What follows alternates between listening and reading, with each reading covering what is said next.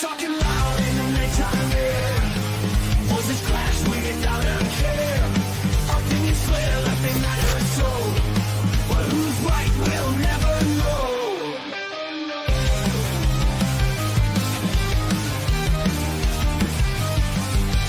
Microphones like weapons drawn. Swagger in the twilight dawn. Each word iron, each thought steel. To be heard is the final deal. Howling offense in the midnight haze. Everybody's offended, each one sways.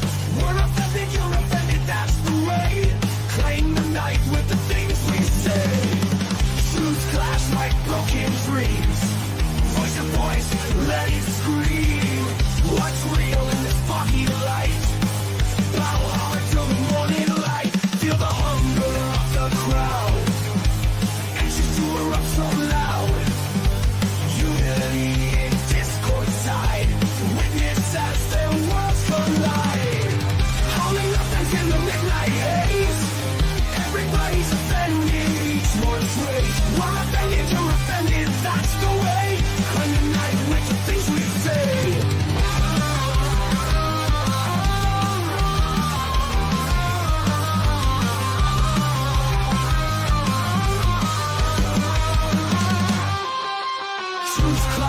Like broken dreams, raise your voice, let it scream. What's real in this foggy light? Battle hard till the morning light.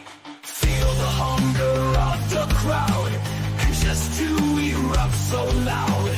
Unity in discord's tide. Witness as their worlds collide. Howling offense in the midnight haze.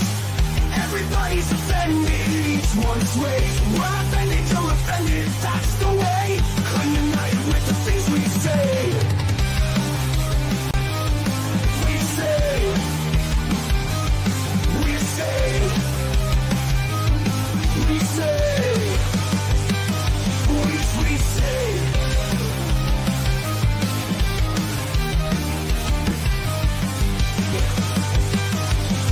We say.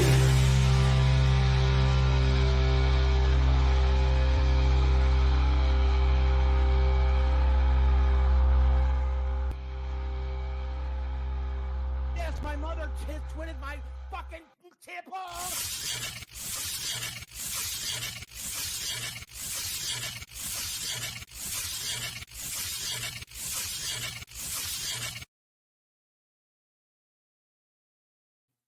Hello, Poppy. Hey, what's up, everybody? Welcome to We're Offended, You're Offended. I'm Kim. Just me again today. You're welcome. Hope everyone's had a fantastic day so far. If you are new here, hi, hello, welcome. Don't forget to hit the little subscribe button down below. And thank you for clicking on the little button to come sit with me and listen to the craziness going on in the world today. So I got a few things for you guys. So first, we're going to be talking about the whole Elections Canada stuff, what's going on with that. Then we got Trump versus the Olympians. That's fun. And then we're going to dive a little deeper into the whole kidnapping and Nancy Guthrie. I suck at names. So, yeah, that is what we are in for today. But before we do, kick it, Leo. How can we dash when our earth is turning? They don't produce anything. They don't do anything. How do we sleep when our beds are burning? How can we dance when our earth is turning?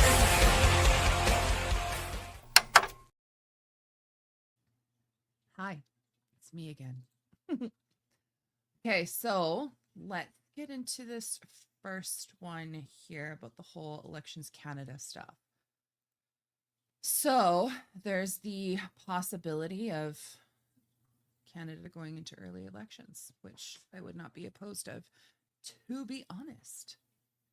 So from the Western Standard article, the reports that Elections Canada has issued a tender for 700,000 tally sheets, a move that has fueled public and political speculation regarding the possibility of an early federal election. Fingers crossed.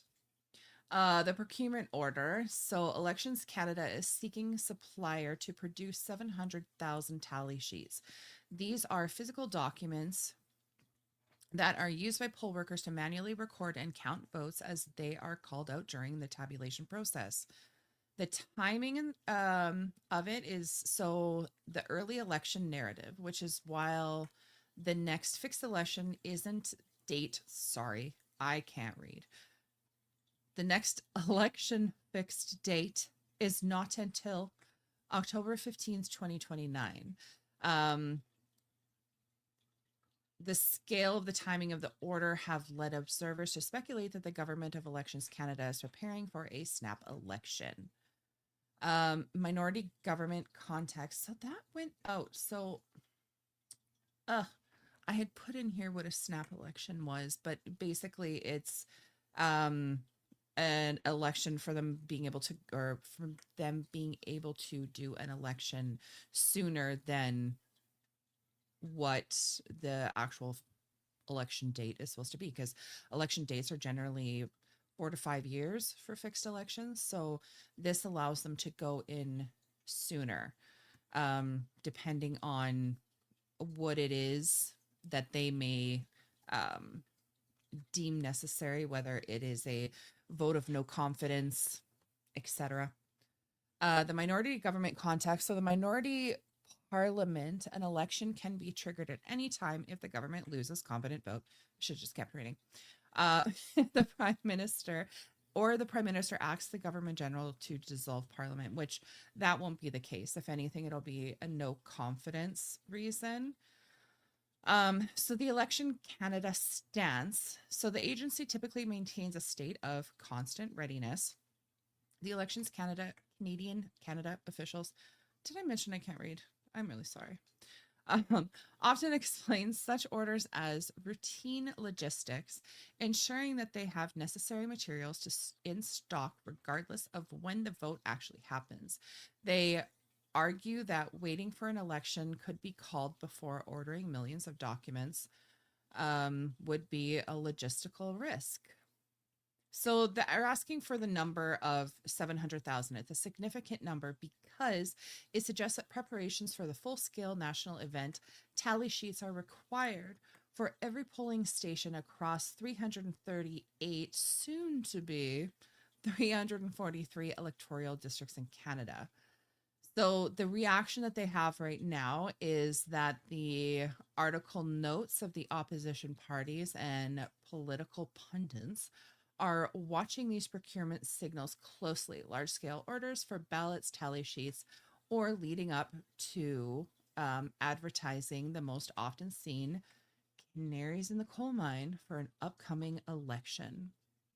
So I for one am hoping that they do have an upcoming election, to be honest, because I personally would like Carney out.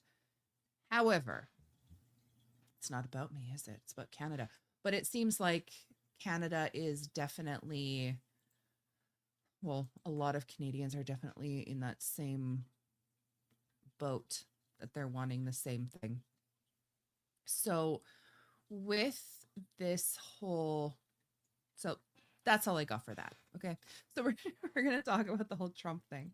So if anybody hasn't heard, or is unfamiliar with, so the Olympics are going on right now, and Team Canada, really, Kim?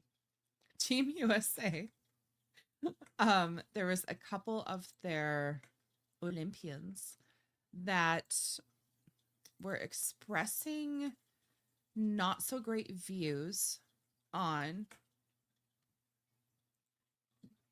wearing the US flag. So there's tension between the White House and Team USA as the athletes have escalated quickly over the last 48 hours, turning the Milan Cortina Games into a flashpoint for American political division. So we'll see what kind of started all of this off. So they had a free skier, an American free skier, Hunter Hess, who was asked about representing the US. And this was his response. It brings up mixed emotions to represent the U.S. right now, I think. It's a little hard. There's obviously a lot going on that I'm not the biggest fan of, and I think a lot of people aren't. Just because I'm wearing the flag doesn't mean I represent everything that's going on in the U.S. I love the USA, and I think I would never want to represent a different country in the Olympics. With that being said, you know, a lot of times athletes are hesitant to talk about political views and how we feel about things.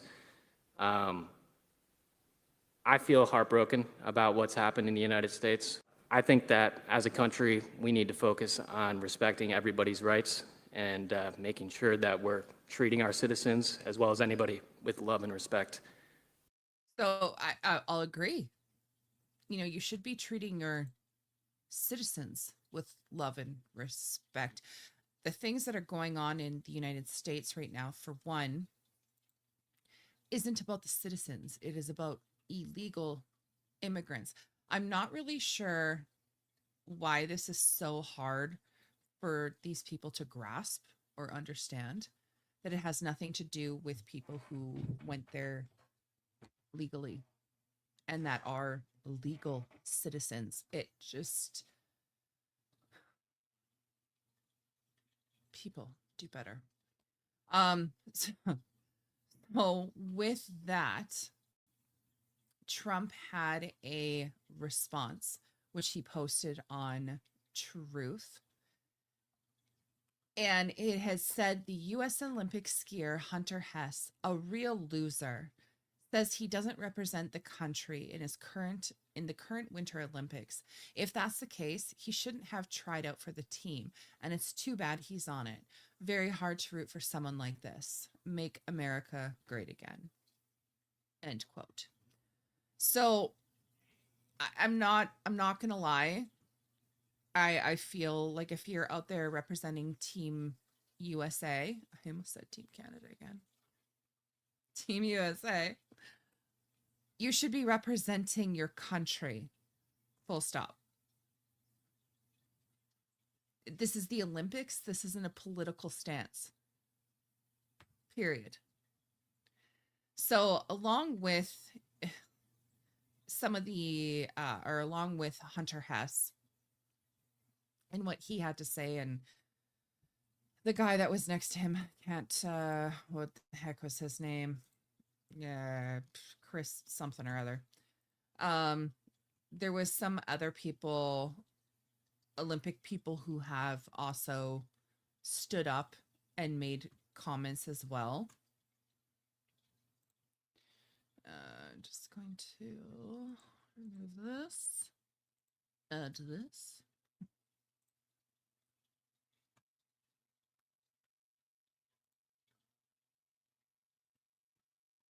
Okay. So other fellow athletes that are in support of what Hunter Hess and this Chris dude had to say. So there's Chloe Kim, who is a snowboarding superstar whose parents are South Korean immigrants, said the situation hits close to home. She called for unity, standing that athletes should be allowed to voice their opinions while still being proud to represent their country. Okay. I will somewhat agree. So, for one, her parents are South Korean immigrants. Okay. I bet you anything, considering you're in the Olympics right now, your parents came here legally, the proper way. So I'm not really sure how this would hit close to home if you had anything floating around in the thing in between your ears, you know, because you weren't illegal. Also, she's saying that athletes should be allowed to voice their opinions while being proud to represent their country. Okay, yes, people in America, you guys do have something called free speech. So being able to voice your opinions or have an opinion, okay, cool. But, and I agree, However, you are at the Olympics right now. You are in a different country and you are supposed to be representing your country. You should be keeping politics out of your sport and just focusing on the sport. If people are asking you questions regarding the politics revolving around your country, you should have no say. Just silence. Just next question, please. That's it. You want to say what you want to say or have your opinion, okay, cool, but right now you are representing your country, and by making little statements like it makes it hard for me to wear this flag, to represent this flag, why are you there? Do you think you're above the flag that you're wearing?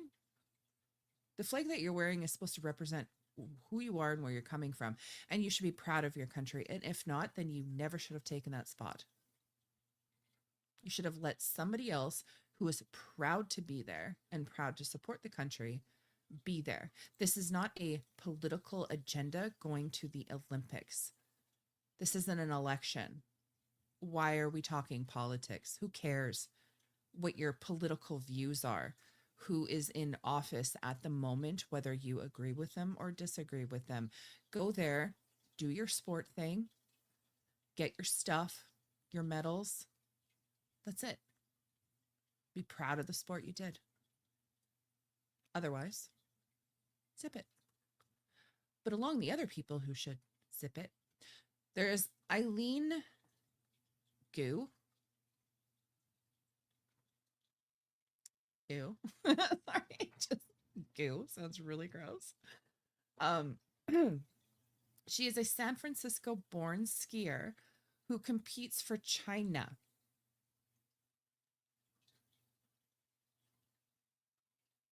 Yeah, you heard that. A San Francisco born skier who competes for China. Please. Of all the countries that you are representing, let me hear what you got to say. She's expressed deep sympathy for Hess, calling the situation an unwinnable press war and a distraction from the spirit of the games. Yes, it is a distraction when you're talking about politics instead of focusing on the games, which you shouldn't be doing. And girly, whether you're American or not, you're not representing America. You made your choice. You're representing China. Which, funny enough, if you were to say anything against China, which clearly you wouldn't, you would not even be speaking this right now. I'm sure you would be disappeared somewhere. Then we got Gus Kensworth, a British American skier, revealed he has received death threats following his own anti-ice protest in Milan last week. Why are you doing an anti-ice protest in Milan? What does Milan have to do anything with the anti-ice thing? The ice. That's an American thing, dude. So why are you bringing your politics to another country? Just start a protest there. Are you for real? That's literally, I don't know. To me, it's just as stupid when people bring other country politics into Canada or the United States and bring it here and start fighting for their political views. It's like, we have nothing to do with this. Why are you bringing this here? And I'm sure people in Milan are thinking the same thing. Why are you bringing your stupid anti-ice protests to Milan? That's an American thing. Like, why? Anyway, then lastly, we have Amber Glenn, the U.S. figure skating champion, announced she is stepping away from social media due to the scary amount of hate and threats after she spoke about the challenges facing the LGBTQ plus community under the current administration. Okay, Olympics, okay, you're there. Sports, yeah, that's what you train for. That's what you do. Go to the Olympics, do your sport thing. any sort of other uh, agendas that you have, your LGBT agendas, your political agendas, can we just like not? People watch sports not for politics or to have your ideology shoved down their throats. They literally watch it because they enjoy the sport and it's their escape from everyday life. So, just like a celebrity, just dance, do your thing, and zip it. Nobody cares about your political affiliation. Okay? So this Emily Austin here, where am I? She is an American journalist. She had stated, gorgeous by the way, but she had stated any athlete embarrassed to represent the United States has no business wearing the Team US across their chest. Representing this country is an honor. If you do not love America, step aside. Someone who does will gladly take your place. Agreed. I couldn't have said it better myself, and she said it with a prettier face. Okay, so to anybody who is here with me right now, if you haven't already, please hit the little subscribe button down below. Also, we do have a live chat on Rumble, X, and YouTube. So if you got something to say, you want to say something, you want to talk to me, join the live chat. But before we get into our last thing, do me a favor. Can you feed the plant? Feed me Seymour, feed me all night long.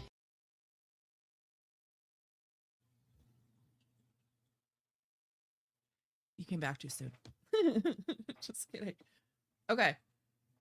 So now this last thing that we have, or that I have, is about the kidnapping of Nancy Guthrie.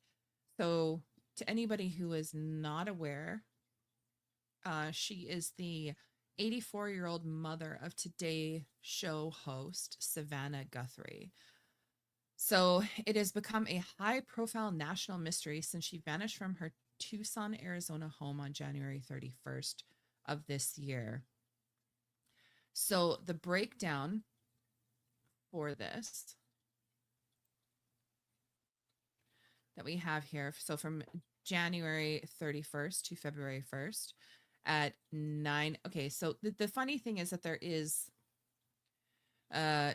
different things being reported on the times and who.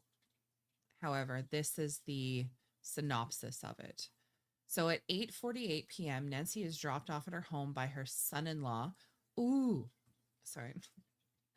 Tomasco Sioni, after a family dinner. See this part actually, it was changing. First it said family, or the kids, then it said family. Now it's showing, or they're saying this guy. So the son-in-law, at 1:47 a.m., the doorbell camera manually disconnected. 2:12 a.m., security software detected movement, but no video exists because the subscription had expired.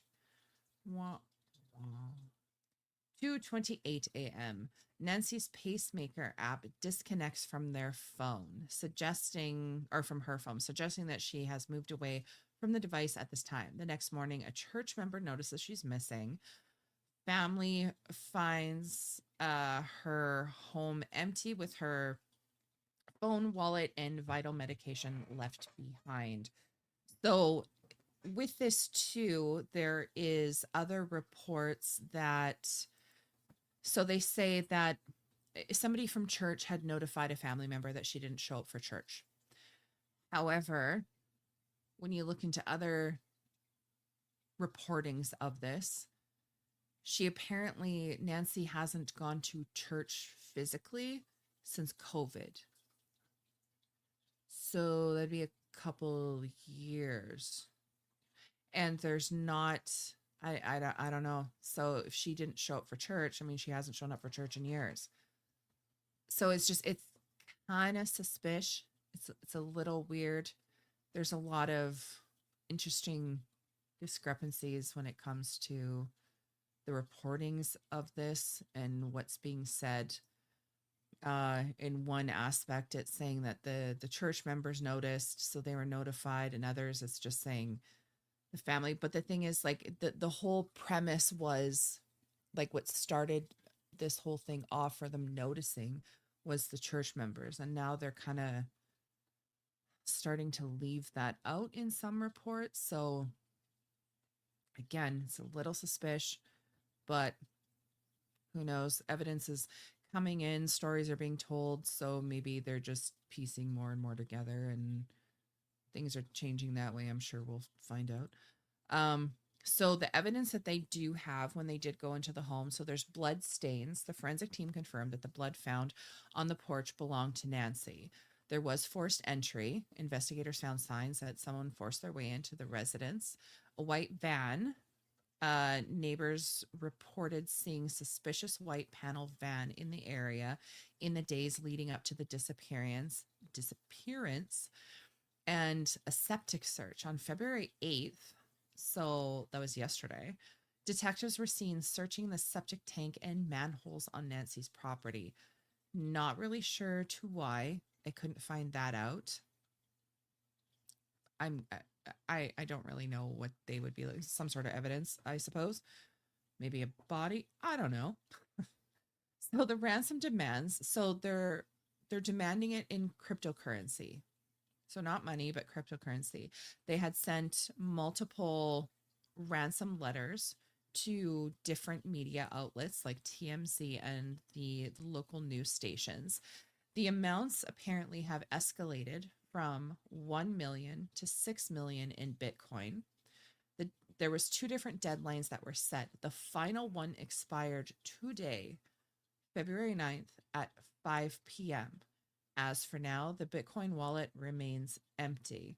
So there was nothing actually put in there as to yet. There was a where are we here? So there was a video that Savannah and her siblings had released.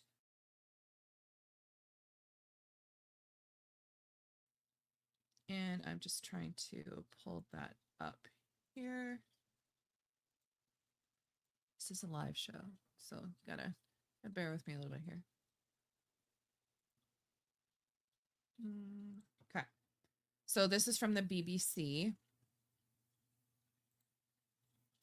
And this is the video of Savannah with her siblings.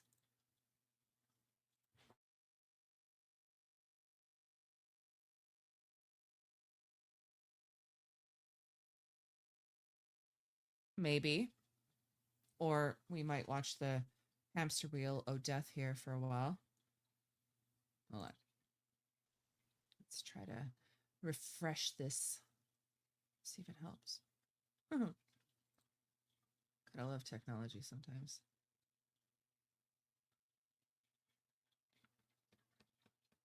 Okay, this is awesomely working here. So, well, basically, she's alongside her siblings saying that they were. We received your message and we understand. We beg you now to return our mother to us so that we can celebrate with her. This is the only way we will have peace. This is very valuable to us, and we will pay. So, I mean, in the video, she's stating obviously that they will pay. However, there was actually nothing paid as of yet. And then, as I said, the second deadline has changed. So I don't really know. I don't know what's going on with that. I haven't, I was looking into it before I started doing the podcast today, and I haven't found anything else, like any updates or anything. So when looking into the suspects, so there's no official suspects have been named through police. they've searched the home, of Nancy's daughter, Annie Guthrie, as part of the evidence gathering process. Her son-in-law, the Tomasco Sione, that was mentioned above, has been the subject of significant media speculation, but authorities have not officially named him as a suspect. So who knows? The FBI are involved in this. They have been quoted to call the notes skeptical, that there is some caution that experts fear of opportunists or AI generated hoaxes may be complicating the investigation. So there has been an award set for $50,000, or reward for $50,000 for anybody who has active information leading up to her recovery. So it's an interesting story. I don't know. I had mentioned when I had first brought it up last week that this is very much like movie type stuff. It doesn't, even reading it and talking about it, it just doesn't seem real. I guess, I don't know. I think we get so desensitized by things nowadays that certain things when you hear, you're just like, nah, that doesn't sound right. But apparently this is a real thing. And the ransom, as of today, the last deadline that was put that we are aware of, wasn't met. And the only suspect named, well, suspect / non-suspect, the only person, here we go, named as a potential suspect in media anyway, was the son-in-law. But I guess we'll find out. I'll keep you guys posted as the story continues. Otherwise, as mentioned earlier, we do a live show every Monday, Wednesday, 8 p.m.-ish Central Time, and on Saturdays at 1 p.m. Central Time. Normally it is me and my husband, but he is on the road saving the world one truckload at a time right now. So he did not make it in time for the show. Otherwise, you can check us out in all the places listed in the description box below. Anything I talked about is also listed there, so you can do your own research, come to your own conclusions. Otherwise, thank you to everybody who clicked on that button to come sit and listen to the craziness going on in the world today. I appreciate every single one of you, and I will see all of your beautiful faces again on Wednesday. Be kind to one another. I'm out.